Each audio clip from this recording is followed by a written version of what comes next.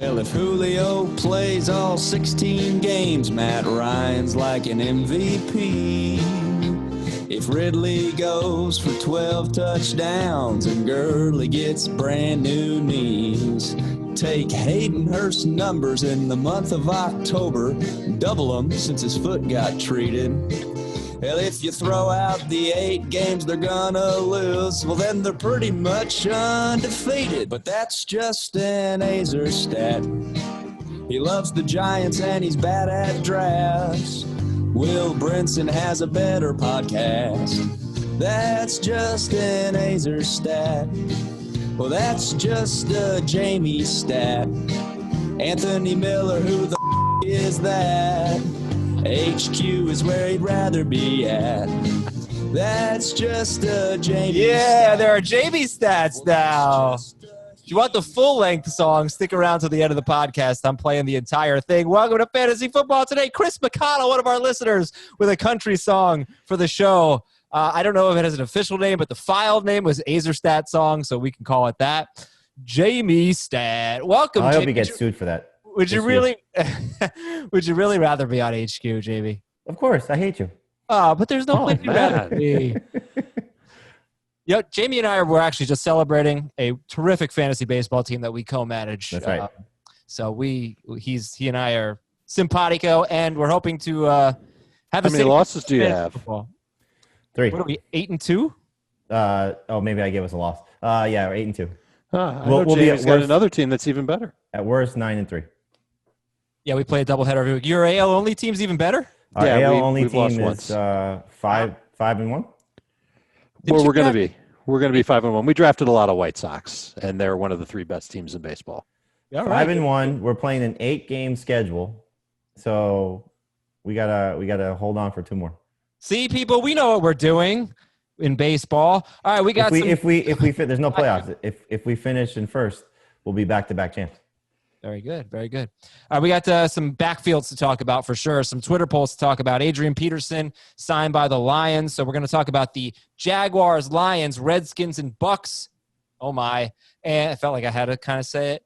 And who our favorite running backs are there. Jamie talked about Antonio Gibson on Friday. Dave's been talking about Antonio Gibson for months. So we'll hear from him. More news from around the NFL. Nick Foles, or rather Mitchell Trubisky, is the starting quarterback for the Bears. He has dominated the Lions, at least last year he did. 24 and 29 fantasy points in 2 starts in 6-point per passing touchdown leagues. That's his first game. His second game, if he survives, will be the Giants. His third game will be at the Falcons. Mitch Trubisky, streamer. We'll talk about that. I can't believe you just traded him. I did trade him in a 2-quarterback league. And I still think I have the starting quarterback for the Bears on my team because I have Nick Foles. Who Did you traded him with Heath? Did Heath ask for both? No, I wouldn't have given him both. But really, I had both Bears. I had both Bears quarterbacks. I offered him Trubisky for Jamison Crowder in a 2 QB PPR league, and he took it. He can't quit Trubisky. You know, he's talked about Minshew, but last year he had Trubisky as a top 12 quarterback before the season started, and now he's trading for him again. He's a Trubisky truther. Well, in a 2 QB league, you need some depth. He loves him. Truth Bisky, they say. All right. So the big question. Oh, we have fantasy superlatives today. We're going to predict MVP, Rookie of the Year, Comeback Player of the Year, and other stuff. The big question is, if I give you 4 backfields, and I sent you the notes with only 3 backfields, I'm going to add 1 more. I'm going to give you 4 backfields. I want you to tell me the 3 best running backs, total, not on each team. Jacksonville, Detroit, Washington, and Tampa Bay. Who are the 3 best running backs? Jacksonville, Detroit, Washington, and Tampa Bay. Dave. I think Fournette is probably going to be the best of the bunch, as sad as that is. Gibson is probably going to be second, then Swift, I guess. Do I have to name a 4th? No, I don't think so. So you go Leonard Fournette, Antonio Gibson, DeAndre Swift. Just writing this down here. And Jamie? Gibson, easily for me. And then I'll take Fournette begrudgingly. And I'll take Devante Freeman third.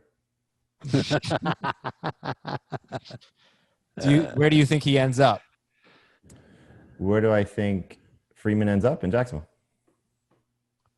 Okay. Well, he tried out there as of Sunday, but nothing yet. He hasn't signed yet. And he's not on their practice squad yet. And James Robinson's getting a lot of buzz. And Raquel Armstead's on the reserve COVID list, so he may not be ready for the start of the season.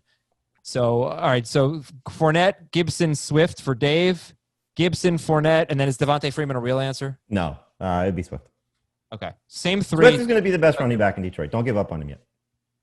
But don't draft him where you were drafting him 2 weeks ago. You shouldn't have been drafting him there 2 weeks ago, but you should still not give up on him if you draft him right now. Okay. And Ronald Jones is not in the top 3 for either of you guys. But Dave, why did you put Leonard Fournette ahead of Antonio Gibson? Because I think he's got the chance to score more touchdowns and have more total yards. He's not going to catch as many passes as Gibson, but I'm not convinced that Gibson's going to be the feature back for Washington. And nobody said Bryce Love. What do we think about him right now? Oh, it's going to be a struggle for him to, get playing time early. I hope by the end of the season, he's their rushing downs guy.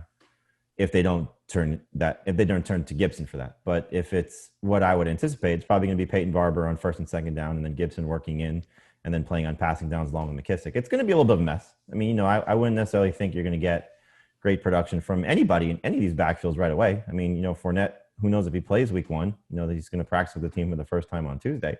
So I'm sure they'll have a couple packages in for him against the Saints. And then, if Ronald Jones gets off to a good start and has a good game against the Saints, they get the Panthers next week. He should have a big game against them if he's still their lead rusher. So, it could be a little bit of time before Fournette gets going. But I think if you just look at the Washington football team and how they're made up and the move that they made, they're not making this move of Peterson to feature Peyton Barber and J.D. McKissick. They're doing it with the hope of featuring Antonio Gibson.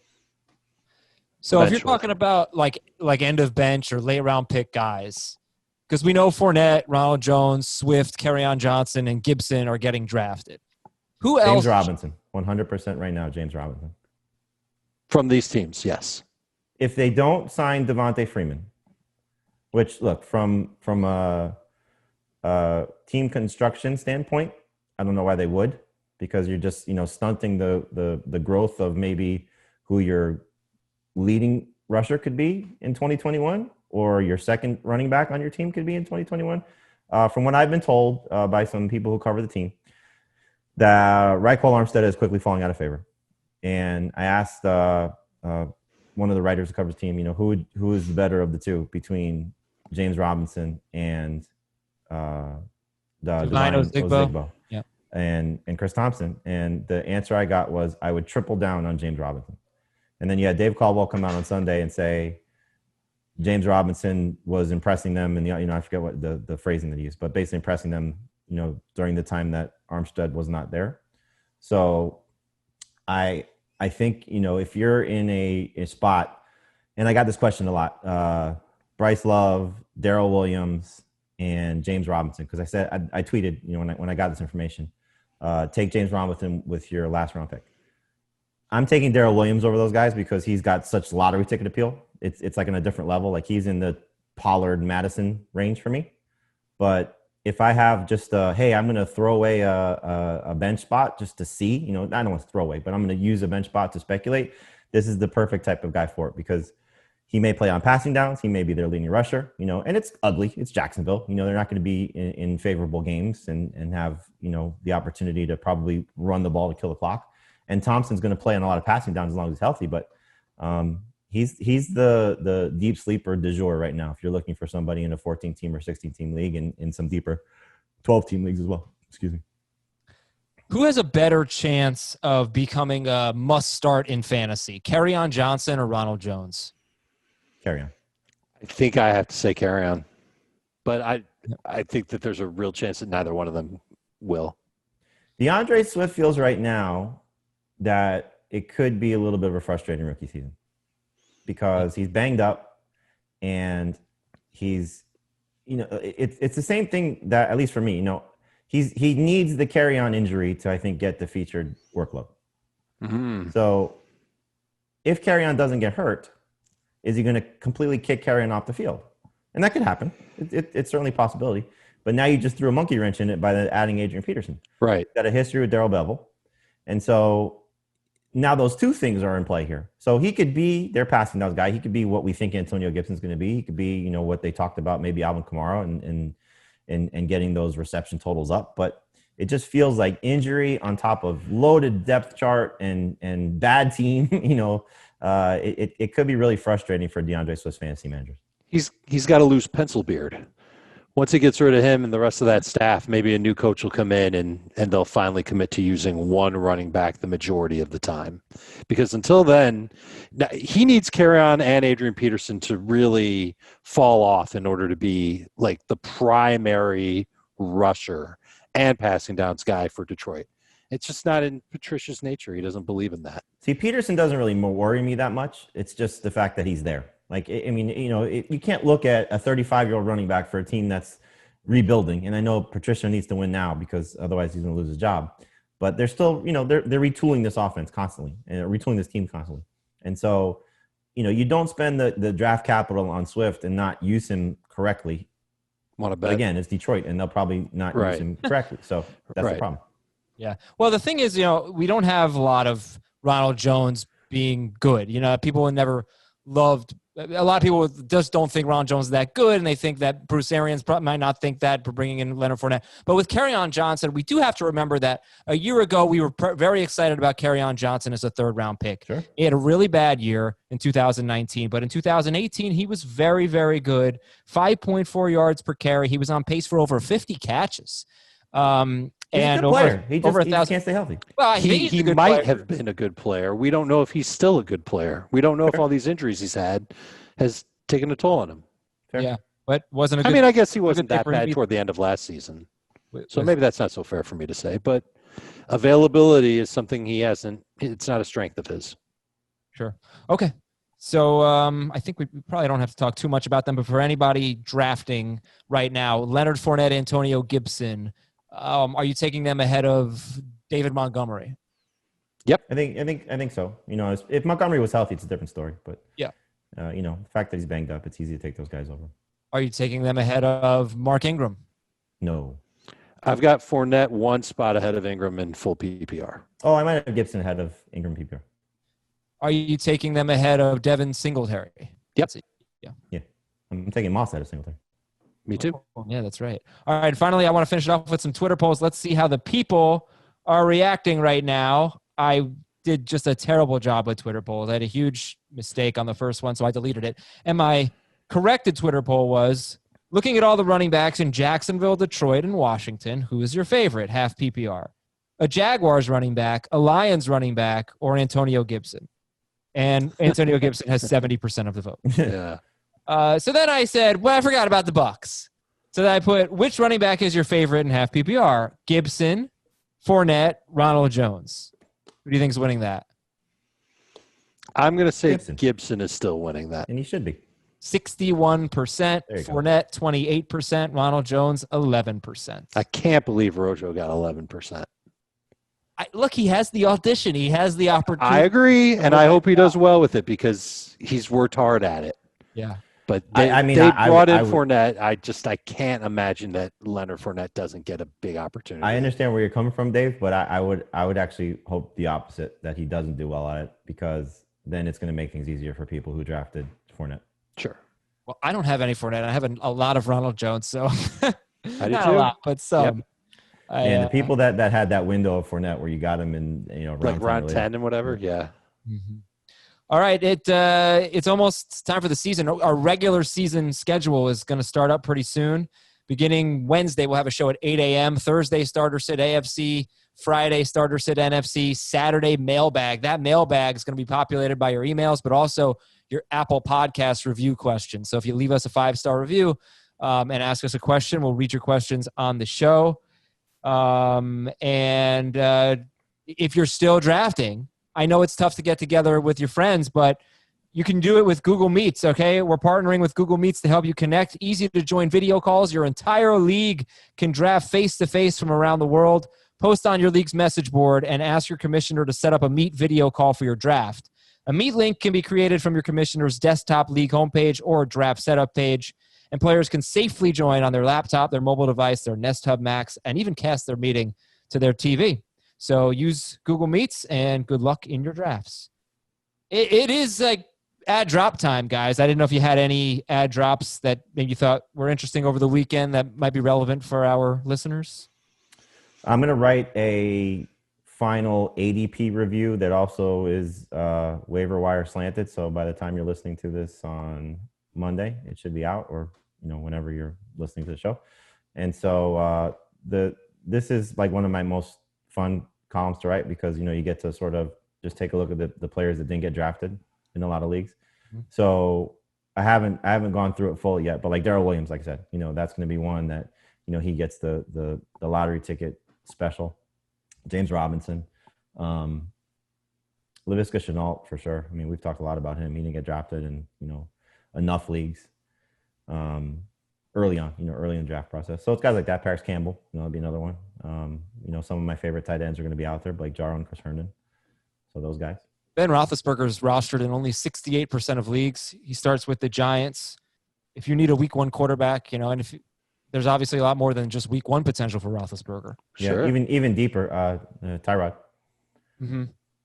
Yeah, I did add Roethlisberger. I dropped Daniel Jones for Roethlisberger. Yeah, remember we had that conversation? I told you I made the mistake in one of my drafts that if I'm drafting a second quarterback for the long-term play, I'd rather have Daniel Jones. But if you need somebody to start week 1, it's Roethlisberger. All right. Anything from you, Dave? No. Okay. No, nothing. I will say this. I'm starting to sour even more on Daniel Jones. And had an interesting tweet over the weekend. Somebody tweeted me their team. It was a 10-team league. And they were loaded at running back, wide receiver, tight end. I mean, just an unreal draft. And his quarterback, the only quarterback on his roster was Joe Burrow. And I thought, well, it's either really brave or really kind of stupid to do, kind of unnecessarily. Why would you do that? And he said, I know the talent's there. That's obvious. Wanted to get him in case he blew up in week 1 or week 2. And I still feel like I can find quarterbacks on the waiver wire to stream in a 10-team league. And that made some sense. Like, what if Joe Burrow just lights up the Chargers? That would mean a hell of a lot. And people would potentially add him. I don't think he'd be the number 1 waiver ad, but people who were dissatisfied with their second quarterback, or they just want to have a second quarterback, they'd go and get Burrow. And that he's really good. There are no questions about his game. So I'm kind of starting to think that maybe Burrow is somebody that people should go after instead of Daniel Jones, especially in keeper leagues. Obviously in dynasty leagues, he's going to go early. But if you're in a keeper league where you can only keep 2-3 players from year to year, I think Burrow makes sense as like a round 8 pick, hoping that you strike gold to use now and for the future, because he could be like a 6th-round pick. And if he's a top 5 quarterback next year, round 6 is a good value for him. Okay, fair enough. And I was going to, no need to expand on that. Yeah, Daniel Jones, the schedule was so tough to start the season. A lot going against him there. And Pittsburgh in week 1, you're certainly not going to use him. Okay, so we got some more. We'll talk a little bit more about ads and drops later on in the week before we get to the, obviously, starter sit episodes on Thursday. And by the way, we have Twitch on Tuesday night, Twitch on Thursday night, Twitch on Sunday. Twitch 7 p.m. Eastern, Tuesday and Thursday, 11:30 a.m. until 12:30 Eastern time on Sunday to answer all of your questions. Ben, I want to get you in here in a bit to talk about some of the tweets that we saw. The one you sent me about Michael Thomas, very funny. But let's talk about fantasy superlatives first. All right, who's going to be the fantasy MVP this year? Who's your pick? Who are you asking? I did this for the fantasy footballers for their MVP episode. Would you like to know who I chose? I'll give you 3 guesses. You chose? We've already said his name once. Well, we've already said somebody related to this guy once. Not Antonio Gibson. Ben Roethlisberger. Juju Smith-Schuster. Nope. I don't know. So it was Leonard Fournette. It was related to Leonard Fournette. It was before the signing. I said the fantasy MVP is Dave Caldwell for relieving us of the Leonard Fournette dilemma of I don't want to draft him, and then you get stuck drafting him, and you hated it, and so he relieved us of that problem. I don't think I would have gotten that. It was funnier a week ago. Who's the fantasy MVP? I will say the fantasy MVP is going to be Clyde Edwards-Helaire. Okay. Wow. Dave? I'm going to pick Russell Wilson. All right. He finally gets an MVP vote. Finally, yes. Yes, but it's from the fantasy community. He certainly deserves one from there. I think he has a big year. I think Seattle throws more. I love his receivers. Don't love his defense. Think there's going to be a lot of high-scoring games. Russ comes through. He cooks. I'm gonna do co-MVPs. Josh Jacobs. He gets 45 catches, and he's a top 3 running back this year. How about that trade? How often do you see a rookie traded before he even plays a game? Like a rookie draft pick. Yeah. It was interesting. I had Vic Tafer, who, I think you've heard me mention him 1,000 times, and I told him on as part of the fantasy beat on HQ. I said, Vic, I've been waiting for this interview because every time I see something negative about Josh Jacobs, I go right to your Twitter feed, and you're just defending the kid left and right about what his role is going to be in the passing game. And he said that exact story that I brought up about John Gruden getting pissed off that he didn't win Rookie of the Year. And so I said, well, what about Rashard? What about Bowden? What about all these other pass catchers they have? He said, not going to matter. He's going to lead the team in touches by leaps and bounds, and he's going to be involved in the passing game. And don't look at the 60, but expect 40. Good. Did they officially sign Daria Gumbawale? I thought he was just in for a visit. Okay. Well, they need more pass-catching running backs, so they kept Devontae Booker. Well, Booker's a good special teams guy.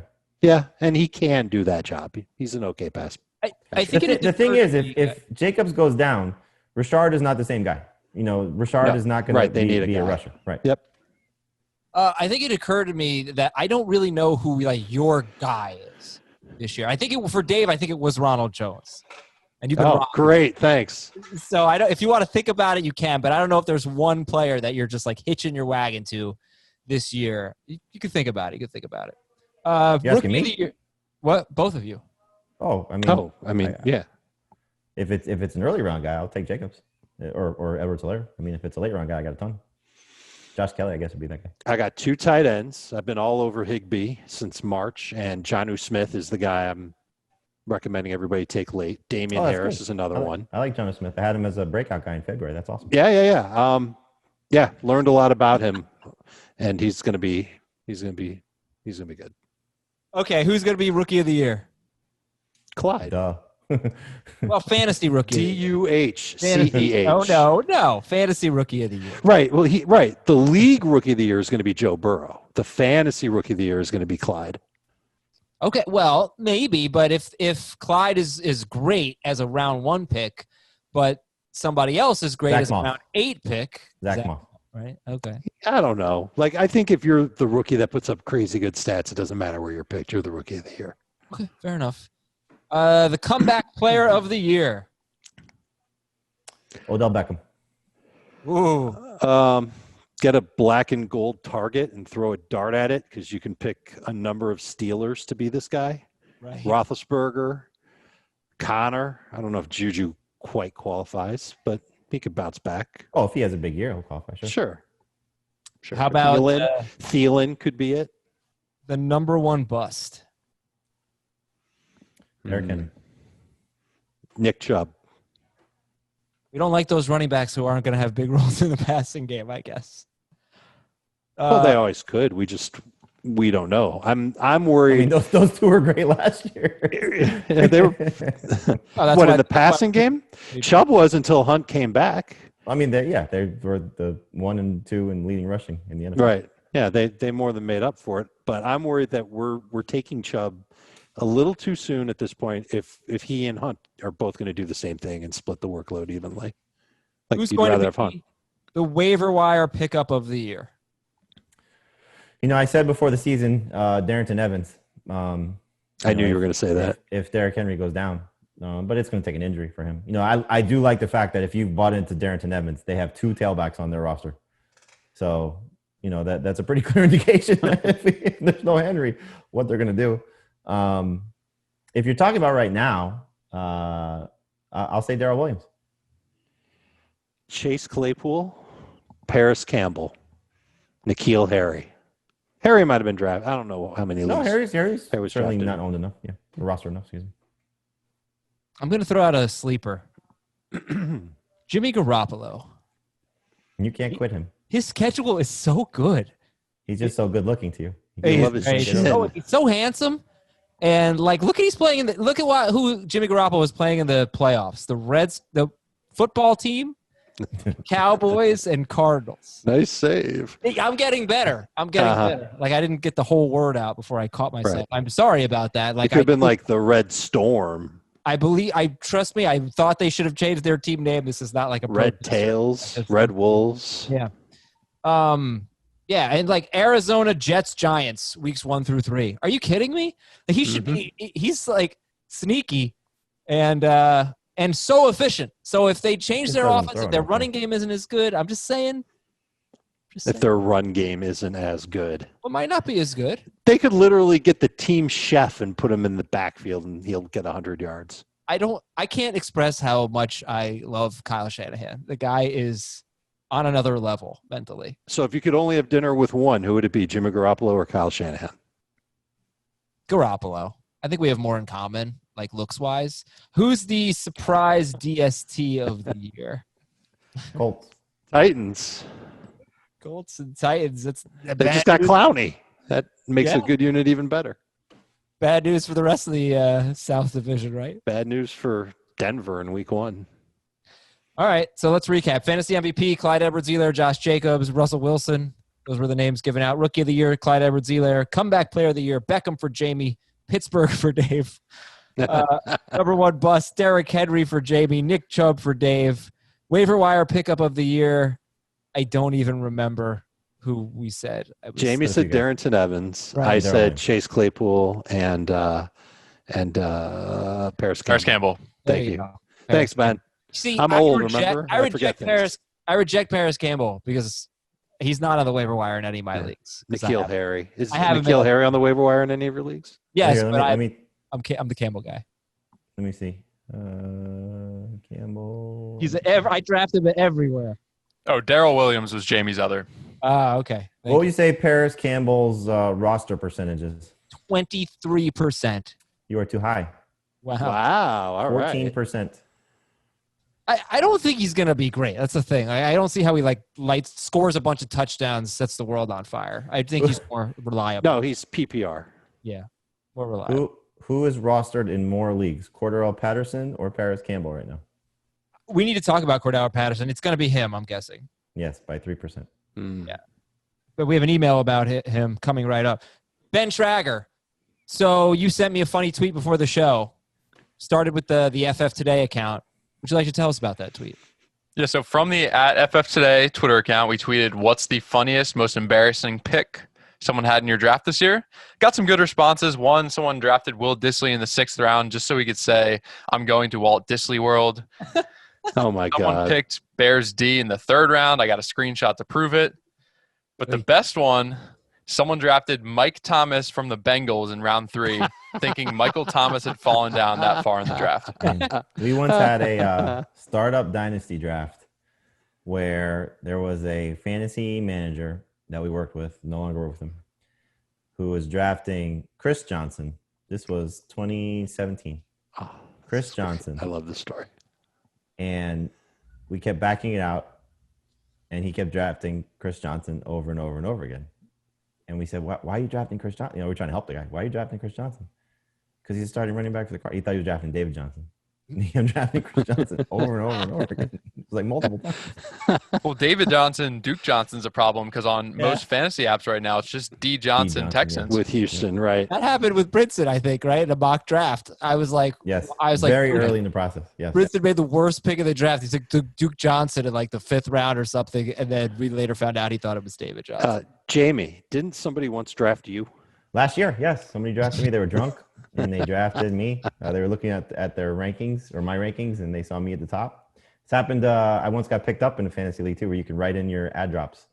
And somebody just saw that my name at the top of the waiver wire column. And they thought, "Wow, they're highlighting this guy." Yes, me. That's awesome. Email of the day number 1 is from Terrence. On your podcast, could you quickly address Devante Freeman and his worth or ranking? I know it's hard without a team yet, but if he does end up going to the Jags, how do you view Devante Freeman's upside, if at all? Probably in a worse way than how we viewed Leonard Fournette's upside. Oh, yes, by far. It's not going to be pretty. You're not going to want to trust Freeman in pretty much any week behind this offensive line and with the Jacksonville defense figuring to give up a lot of points. It's the only reason why I'm a little hesitant to recommend Ozigbo or Robinson, because he's in Jacksonville. If I understand this correctly, he's in Jacksonville Saturday. He's got to go through the COVID testing process. Doesn't work out for them, and then if they sign him, it could be Monday or Tuesday. So then it's you spent a late round pick. Not that it's huge capital. The one that would be probably the worst is because Thompson's going to get drafted the highest in PPR. Yeah. By the way, there was that awkward moment like 15 minutes ago when Dave was talking about Joe Burrow and Daniel Jones, and I totally went blank, and I was just like, ah. There was something interesting I was going to say, and I forgot what it was. But now I remember. During the draft-a-thon, we had Ross Tucker on, and he said the Bengals have the – didn't he say they have the worst offensive line? One of the worst offensive lines in football. Maybe he said the worst, but I'll paraphrase and say bottom five. Line. Yeah. But I think it's actually gotten better. Yeah, I wouldn't agree with that at all. I don't – look, I'm not going to sit here and say that the Bengals offensive line is going to just maul people and move guys around. And watch out, L.A., here they come. He may get murdered this weekend. Joe Burrow may get destroyed because of maybe, or he avoids it like he did in college all the time, and he throws for 300 yards. The other part of it is that you got two good corners matching up against those top receivers for the Bengals. It's three good corners too. Well, I mean, the top two in terms of Harris and Hayward. So those guys are going to make things really uncomfortable on AJ Green, who knows where he's at health-wise, and Tyler Boyd, so they should blitz the heck out of him. Yeah, I mean, I didn't want to say this, but like I would much rather, if I'm looking at that game, I'd rather start Tyrod than I would Joe Burrow this week. Sure. Probably the safe thing to do. Email of the day number 1 was about Freeman. Email of the day number 2 is about Cordarrelle Patterson, and this comes from Dave, probably not Dave Richard. I'll never tell. Is Cordarrelle Patterson going to get running back eligibility? He already does. He does? Okay. He already has it. At least on CBS Sports, he has it. You can start him as a running back, a wide receiver, a flex. Or just do the right thing and not start him all. Exactly. What do you think they do in week 1, though? Because Cordarrelle Patterson had a very, very brief stint as a ball carrier with the Patriots. He wasn't that bad. It seems like they're more committed to him being a running back. And he gets the Lions in week 1, which looks like a pretty good matchup. So I'll tell you what. What do they do? I think if David Montgomery doesn't play, they're going to like having the flexibility of two running backs that can catch passes out of the backfield. And in the case of Patterson, he has been working out as a running back. Here's the plan.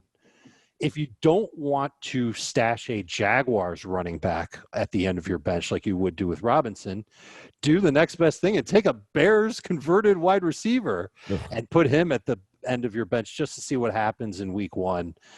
It's not going to be pretty. It's just seeing if Cordarrelle Patterson ends up becoming a thing as a running back. You could also do it if you get Robinson, and if you have Robinson, and then they sign Devante Freeman, and all of a sudden you lose your nerve with Robinson, you go and you get Cordarrelle Patterson, assuming there's really nobody else on the waiver wire that you want to just stash and see what's going to happen in week 1. Actually not the way I was going with this. I wasn't looking at him as a long-term. I'm not either. I'm putting Patterson on my bench for a week, and if he goes off against Detroit, hey, maybe we've got something. And if he doesn't, which is probably going to be what happens, is he might get you like 5 fantasy points. How do they split the carries? That's what I want to know. How do they split the carries in week 1? Trubisky gets 5, Cohen gets 7, Patterson gets 3, and we'll get more than 3. I will take the over on 3 carries. 4.5. There's the over under. I'll take the over on that one too. I wouldn't be surprised if he got 8 carries. Okay. All right. And like 2 or 3 catches. Run out and get those 8 carries. No, if that's all you think. But what if I'm wrong and he ends up getting 15 carries? Listen, he's been practicing as a running back, and the only other guy they would have, they had the chance to claim Leonard Fournette. They didn't do it. They've had weeks to go and get Devante Freeman if they wanted. I mean, that should probably tell you that Montgomery's not going to be out very long. So that's a good sign. Sure, but in the meantime, they're going to get by with Patterson and Ryan Nall and. I love Tariq Cohen this week. Absolutely love. I do too. Yeah. Well, listen, the fact that Patterson is rostered in 25% of leagues or something like that? 17. Same thing. Oh, okay. Who did you say was rostered in more leagues than Paris? Oh, I guess it was Patterson. Patterson was 14%. Okay. Well, either way, I mean, he was 0. So we have to have the conversation about it. People were talking about Cordero. Yeah, I mean, look, if you're in a 14-team league, 16-team league, anything larger than that, he's absolutely worth a late round pick. Sure. Okay. We're going to take a break. When we come back, we got more news to get to here, and the fantasy regulators are coming back. Your emails and the rest of that awesome song after this. Here are your news and notes. Deshaun Watson, 4 years, $160 million. Good stuff. Trubisky, starting quarterback for the Bears. And like I said, he's at the Lions in week 1, then the Giants in week 2, then at Atlanta in week 3. It's a nice start for Trubisky. Any interest in him in anything other than Superflex or 2QB? Nope. No. Maybe if you're going to set a bunch of tournaments in DFS, he could be in a couple of lineups. That's it. Okay. Alex Smith made the 53-man roster. Awesome stuff. Yeah, that's cool. Running back news, Raquel Armstead on the reserve COVID list. By the way, like Washington gets flack for a lot of dumb things they do, and certainly a lot of things they do are terrible, but sticking with Alex Smith and not like weaseling out of his contract and cutting him and all that, I think that's good. And the fact that he's made a comeback and he's on the roster is even better. Detroit's on Adrian Peterson, or they're in the process. Rashad Penny is on the reserve PUP list, will miss at least 6 weeks. The Patriots released Lamar Miller. The Chiefs released DeAndre Washington. That's pretty much it. What did you think about I think it's over for Lamar Miller. Hey, well, what do you think about the Patriots backfield right now? Ugly. White and Sony, and maybe a little bit of Rex in week 1. And then Harris is going to come back eventually once his finger heals, and he and White will dominate. The Rams plan to start Malcolm Brown week 1. Yeah. That's cool. Annoying. Well, I mean, first touch doesn't mean he's going to be their touch leader. I feel like there's a bunch of avoid teams him. that are like they've got this cursory starter to begin the year only because they feel like it's the right thing to do to let the veteran start. And then you know what's going to happen. It's going to happen in Tampa. It's going to happen in LA. It'll probably happen in Indianapolis at some point. Probably Washington. I wouldn't be surprised if Peyton Barber gets first carry. Yeah, right, exactly. Oh, this is a big one. If you're still drafting, Justin Jackson's banged up again. He's got some sort of a foot-toe injury, So, I mean, I've been very high on Joshua Kelly since the draft, but I mean, it's looking very, very much more clear-cut that he's the second guy. And should something happen to Austin Eckler, even if Eckler stays healthy, there's over 200 touches. So if he can find his way into 150 plus touches, he's going to definitely reward you if you drafted him late. And then, you haven't got to receivers yet. I'm sorry. You want to guess the ownership or the roster percentage for Joshua Kelly? It's probably in the 30s. 43. The 30s. What are you, crazy? 29%. Really? I was about to say that should be your guy, Jamie. Is Joshua Kelly? You mentioned him. I mean, like I said, on every show. If we're talking late round picks, for sure, absolutely. Yep. Yeah, well, he's very talented. He's good. Okay, Jamie, what's your big wide receiver note? Oh, I would say Debo off the pup. Yeah. Yes. Debo could play week 1. Exciting. What do you think his roster percentage is? 80% at least. 64. It is. I'm going to guess 73. It is 79. Closest without going over. I win. Okay, Debo. So the Chargers signed Keenan Allen to a 4-year, $80 million deal. They gave him more money than Tre'Davious White got in an extension, which is not good football because Tre'Davious White should make more money than Keenan Allen. The Chargers are preparing to be without Mike Williams for much of the first month of the season, which is probably pretty good for Keenan Allen, right? Yeah. Just to tie this all together, Monday on HQ, we're going to have Daniel Popper of The Athletic, who covers the Chargers. So we'll find out about Justin Jackson, Josh Kelly, Mike Williams, and see how long Tue-Wed is going to start for the Chargers. Good for Keenan Allen to get paid before his worst year in 5 years. It's interesting because they made the clear-cut statement that they were going to play Melvin Gordon last year, and shows you how sometimes smart teams operate. And the Chargers don't usually get credit for being a smart team, but they pay Bosa, they pay Keenan Allen, they bring in the 2 offensive linemen. They've had a pretty good offseason. Oh, their defense too. Chris Harris. Yeah, bringing Chris Harris. Yep. Drafted Kenneth Murray. I just feel like I'm so torn because yes, it's like they've done a lot of things right, but I just don't think Tyrod Taylor can win them where it can take them where they need to go. But it's easy to say like Derwin James is a big piece and he's out for the whole season. But if they had Derwin James, they'd really have the pieces to make a run. They're not the Chiefs, but they're good. They're really good. Taylor is not good enough for this team. you say that though, and you're right. I don't even say peak Phillip Rivers because that's not close. Peak Phillip Rivers is obviously better than peak Tyrod. But where Phillip Rivers was last year, just turning the ball over left and right, they probably feel that Taylor gives them a better chance to be competitive. Maybe, but it doesn't have to be just those two, I guess. I mean, they spend a top 10 pick on Herbert. They could have gotten Jameis Winston. No, they made they changed their offense. Like by sticking with Tyrod and drafting Herbert, they changed the style of their offense. So Rivers doesn't run. And Dave's right, but in your opinion, Adam, if they had gone with Winston, moved on from Taylor, and brought in Herbert, that would have been better. I mean, I don't know if it was possible, but they just had an old Jameis Winston. I'm just saying if they could have done everything possible to get Tom Brady, that's what they should have done. I don't know what was possible. But it's just disappointing to me that Tyrod Taylor is their quarterback because I just think there's such a ceiling, such a limit on where he can take you. You're not wrong. He did take a very mediocre Buffalo team to the playoffs once upon a time. He did, and he had one of the worst games you'll ever see in quarterback playoff history. Sure, but I think if you're they're sort of stuck in this weird spot because they have a defense that with Derwin James could win now. They have I think the offensive pieces to win now, and they just don't feel like they have the quarterback now. I'm totally with you, but if they had Derwin James, they were a playoff team in my mind for sure. Even with Taylor. Might make the playoffs. Like, you could make the playoffs with Tyrod Taylor because he doesn't turn the ball over. He's just not gonna take them to new heights. Okay, anyway, if they run that Lamar Jackson offense, he's gonna be really good for fantasy. I'm telling you. What do you think? Let's go quickly here so we can get to the emails and the fantasy regulators. What do you think about Lynn Bowden's dynasty value now as the Raiders already gave up on him and sent him to the Dolphins? I wouldn't be in a hurry to take him in a rookie-only draft this week, but if I've already got him, I'm going to see what happens with Miami. But something went down. Who knows what it could be? It's crazy to think that they just gave up that quickly on Bowden, so something must not have clicked. I never had much interest. I passed on him a couple times in a dynasty league. I took a DST over him at one point. I don't know if he's gonna have a role. I didn't think it with the Raiders. I don't think it with the Dolphins. They're talking about moving him to wide receiver.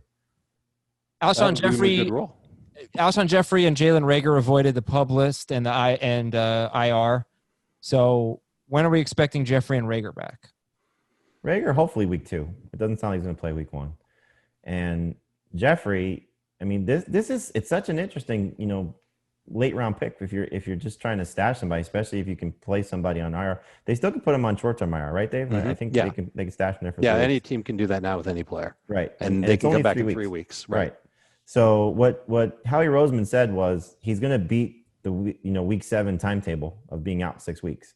So it's a matter of, is he back in week 3? Is he back in week 5? Is he back in week 6? We just don't know. But I think when he comes back, he's going to be the most targeted wide receiver for them. Now, we don't like that. We'd rather see Reagor in that role. But it's good for Carson Wentz, and it's good for, Jeffrey, that he could probably sneak his way into being a number 3 fantasy receiver. His days as being a starting guy are done, unless he's just going to make this miraculous comeback. But I think if you have, again, an open roster spot late, he's in that conversation for sure. Okay. And what did you make of this report from Pittsburgh Sports Now that Eric Ebron is going to be heavily targeted? Wouldn't surprise me. I mean, Ben's used the tight end before. Heath Miller was one of his favorites, but there's just so many guys in this offense that, is he going to be heavily targeted in the red zone? Is he going to be heavily targeted all over the field? Is he going to, they have so many working parts. Juju's the one, and then it's who's the 2. And so it's is it Deontay Johnson? Is it James Washington? Is it Claypool? Is it Ebron?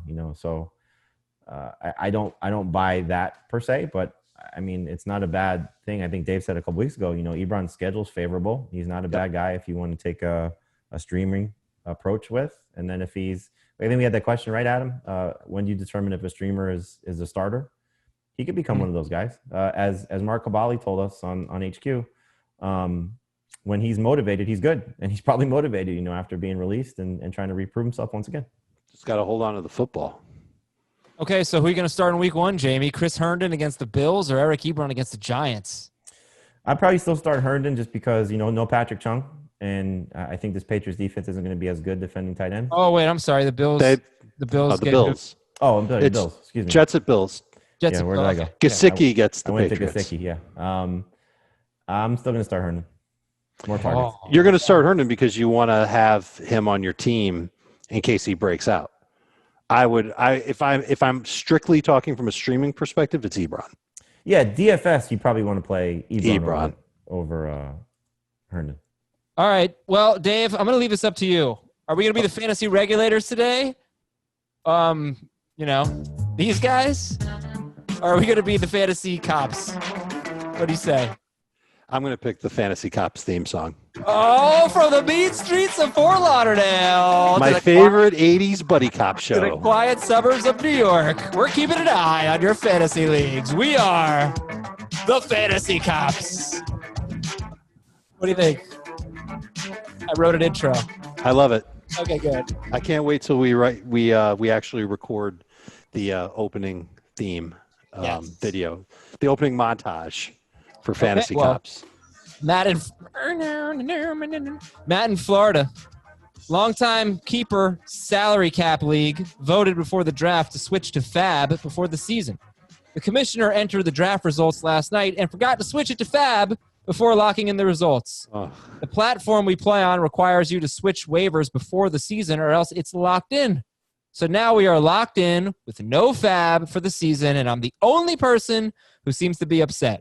The commissioner says this is how we always played, so we'll manage. Do I have a legit gripe? If so, what do we do? Please calm me down. You don't have a legit gripe if everybody else is fine with it. Yeah. Sorry, I Matt. should say this. You have a legit gripe. There's nothing you can do about it. Right. That's it, huh? Well, I mean, if everybody else is fine with it, sorry. Yeah, I guess so. That stinks. I mean, what are you going to do? Play on CBS next time. You can change anytime you want. All right, it's time for email. Another episode of Fantasy Cops in the books. There you go. Episode 1, season 1, episode 1. You know what I watched? I think it's a CBS show, like a cop show, more like a detective show. It's been Blue going on Bloods? forever. Left a big impact on CSI? it. No, it wasn't CSI. It was with Saul from Homeland. You know? I'll look it up.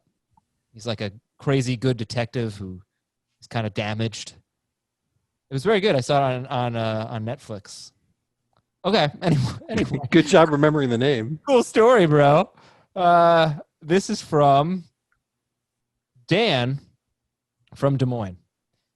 Dan is in a 14-team league. He says, Dear Three Trails, Crane, Windshift, East 40, and New Axiom. This email was entirely for Heath, and those are Kansas City breweries. I might be testing my strategy in a 14-team half PPR league. He really wanted to get Kelsey and Kittle. He had the 9th pick and the 20th pick. He was worried that Kittle might be gone at 20. So I traded number 9 and number 20 for number 13 and number 15. Probably number 16. I drafted Kelsey and Kittle, and the rest of my team is below. He also managed to get a 6th-round pick for a 9th-round pick in this swap. But what do you think about this team in a 14-team league? Matt Ryan, James Conner and Mark Ingram, DK Metcalf and Will Fuller, Travis Kelsey and George Kittle. Kittle's his flex. Ryan, Conner, Ingram, Metcalf, Fuller, Kelsey, Kittle. I mean, I don't typically recommend the double tight end strategy because now you're forcing yourself to play both each week. But this is a pretty good team for 14 teams. I like it for a 14-team league. That's a good lineup. Every team that every fantasy manager that asks to grade my team on Twitter, you all get an A. Congratulations. Did you see how many emails we're getting? Rate my team, grade my draft. Every rate my team gets an A. I will never say anything bad about your team, so you all get an A. Congratulations. And I'll say bad things all the time. Yeah, look, the thing is, if you want to take Kelsey and Kittle, you got to remember, Kelsey usually finishes in a full PPR league, and I think half PPR too. He's usually around wide receiver 10. Kittle's more like wide receiver 12, something like that. So if you passed on the 5th wide receiver to take Travis Kelsey, or Kittle, maybe he'll be better than whoever that might be, Hopkins, Godwin, whatever, maybe. But if you pass on like Tyreek Hill, Julio Jones, I think you made a mistake. There's no way, like if if I set out to do this in one of our 14-team leagues, there's no way I'd build a team this good. I think he got James Conner after. How does that happen? How does James Conner make it back to you in round 3 in a 14-team league? How does DK Metcalf? I guess Metcalf is fine. Fuller, Matt Ryan was a good value pick. His bench is trash. That's an absolute A. I'd say it's a B+. Nope, A. You're wrong. Anthony in Tacoma. I traded Ronald Jones and Preston Williams to get Devin Singletary in the second year of full PPR 2-keeper leagues. This was after the Fournette acquisition. This allowed me to pick up Bryan Edwards. So basically, I traded Ronald Jones and Preston Williams for Devin Singletary and Bryan Edwards. Grade the trade and discuss the notion of pickups after the trade being part of the value. I think it doesn't get talked about enough. It's a very good point. Anytime you have an open roster spot and you see somebody on waivers, that's, I think a big part of when you're trading. So if Bryan Edwards becomes a legit fantasy option for you, which he could, and you like Devin Singletary, it's not a bad 2 for 2. You might have just traded Ronald Jones and Preston Williams for the Buffalo Bills version of Ronald Jones. Yeah, I'd say the grade's a C, because I really wouldn't want to give up on Preston Williams. Right. You might as well just stick with Rojo and keep Preston Williams. You wonder what Tampa Bay's going to do next year at running back, though. Oh, this is from Chris and San Antonio. They'll probably draft a 6rounder and then add an old running back and keep right. Ronald Jones, and then sign 4 running backs after that. Next year will be Keyshawn Vaughn. Okay, this is from Chris in San Antonio. Grade the trade. Give up Clyde Edwards-Helaire, F. Alan Lazard, Calvin. You know what? I want to give some email etiquette here. If you are going to list players in a trade, you need to list them in order of how good they are. No, you don't. What difference does that make? You cannot put Alan Lazard before Calvin Ridley, okay? Maybe he likes Alan Lazard more than Calvin Ridley. Thank you. It's hard to keep track. It's like, okay, Clyde Edwards-Helaire. Really? It's that much hard to keep track? One name is in front of the other? Because you're expecting. I'm just glad he wrote I give and I get, so we know which way all these players are going in the trade. Okay, here's the deal. Yeah. Clyde Edwards-Helaire, F. Ridley, and Lazard. F. All across the board, F. Shut up. Give them up. Get Drake, Chris Carson, and Allen Robinson. F. Yeah, Jamie's right. I don't agree. What the hell are you talking about? F. You're giving up Clyde Oh, Edwards. no, you're right. Clyde Edwards-Helaire and Ridley. F. You're getting back Drake and Allen Robinson. And then you're giving up Allen Lazard and getting Chris Carson. I agree. You're right. It was a great trade. It's an A. Okay, this is from Jorge. Where's he from? I'm not giving everybody A's. That's enough. Jorge is from Houston, Texas. Jamie, what is the last phonetic sound of Jorge's name? Jorge. A. You're supposed to say A. That was horrible, Adam. That was bad. It's bad. You're going to edit that out. No, I'm not. Who would you start at flex? That's the only reason I like you, Adams, because you have 2 A's in your name. Actually, I have 3. Who would you start at flex? Zach Moss, Deontay Johnson, or Marvin Jones? What do you say, Adam? I missed your question. I think Jamie has talked over me more today. This is the superlative show. Most speaking over me ever. Would you start Zach Moss, Deontay Johnson, or Marvin Jones at flex? Moss. What? It's the Jets. In week 1. It's the Jets. The Jets typically actually have a pretty good run defense. Yeah, well, Jamal Adams typically suck in 16 games this year. You got Deontay Johnson going up against the Giants. You got Marvin Jones had 2 good games against the Bears last year, for what it's worth. Only 6 targets in both games. I'm not ready. Zach Moss in week 1 is a little scary to me. It's got to be scary to everybody, no? A little scary, but look at who the other choices are. Those guys are kind of scary too. I would rank them. You know what? You're right. If you're going for the highest ceiling, Deontay Johnson's got the highest ceiling just because of the Giants secondary, and it's Ben's first game back on Monday night in the prime Monday night game. So, and Marvin Jones, look, the Lions are going to be thrown all day. So, Moss may not have the safest floor, but this could be let's go feature our new toy as well. Okay. Well, with that, we say goodbye. Want more of the Fantasy Football Today podcast and nonstop year-round fantasy advice? It's simple. Hit the subscribe button and hang with us all throughout the year.